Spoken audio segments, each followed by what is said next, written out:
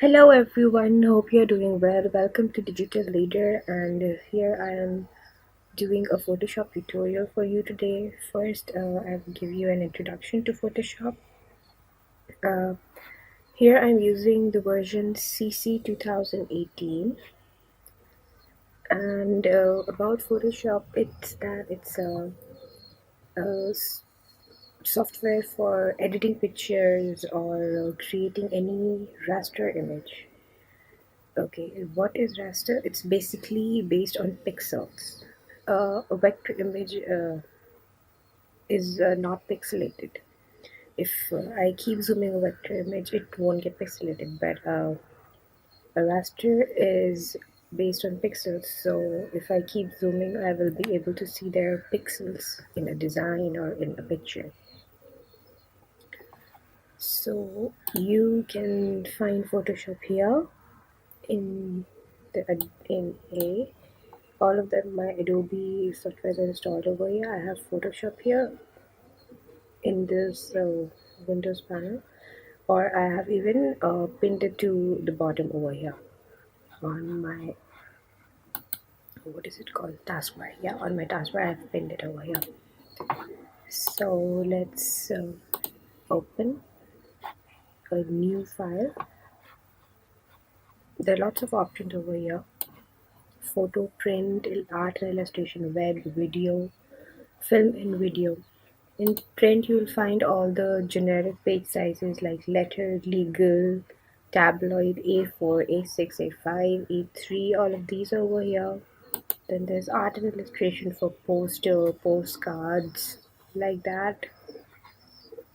Then coming to film and video, you'll find the HD TV 1080p here. Then there's also half HD 720p 1280 by 720. Coming to web, there are easier options for while you're designing a website. There's also options for MacBook Pro. And then coming to the mobile, where you're designing an application, you buy a wallpaper for mobile. Here you have resolutions for those. These are basically the sizes of the artboard. Whatever size I select, my artboard will be that, and I can design onto that image. So I will take a print one first. Let's say I'll just open A4.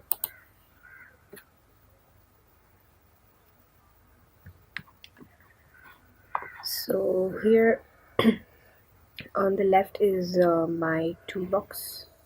All of the tools are here. This is the move tool. This is the selection, the lasso tool, the magic wand. With the lasso tool, you'll also find polygonal lasso tool, magnetic lasso tool. Then there's crop.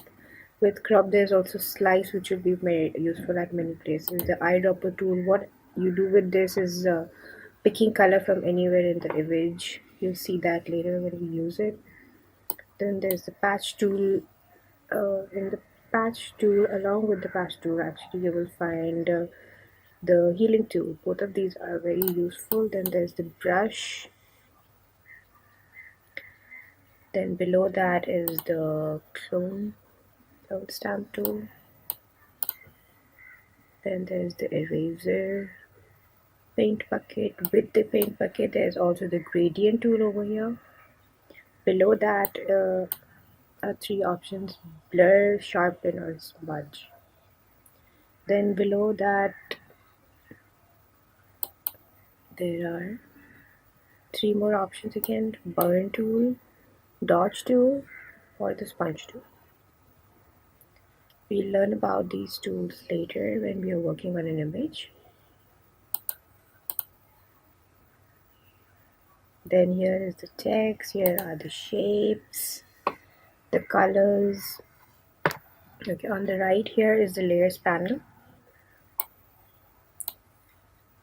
When we start working, when we design something, all of the things are on each layer. Everything I add will be on a separate layer. So I will show you that.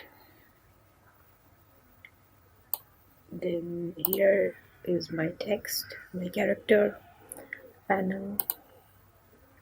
Next to it is the paragraph.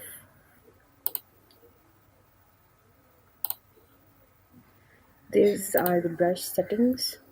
Brushes, here you can choose whatever brush you wanted to use.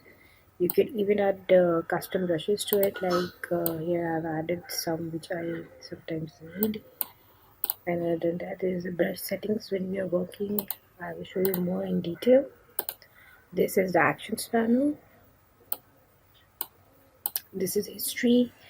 Each and every step that you do gets saved over here, so you know what you have been doing, right? Your artwork, your design.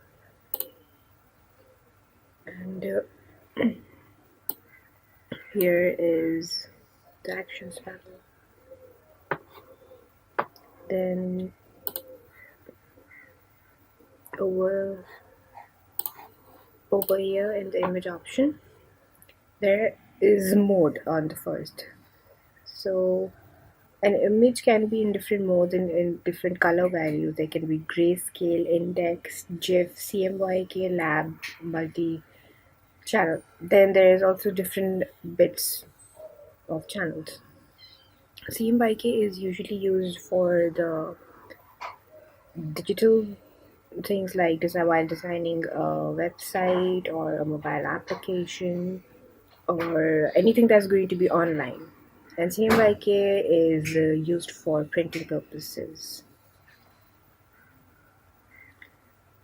These are the adjustments. You can even see all the shortcut keys mentioned over here.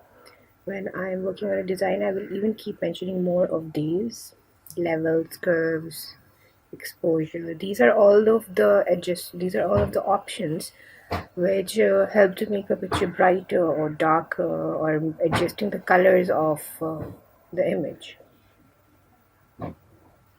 Here you can change the image size or the canvas size. You can rotate the image.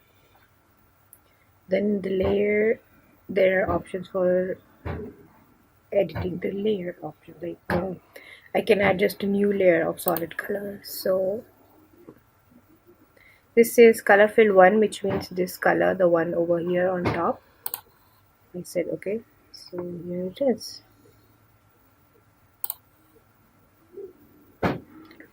See, my new layer with a color was added over here from the layer panel.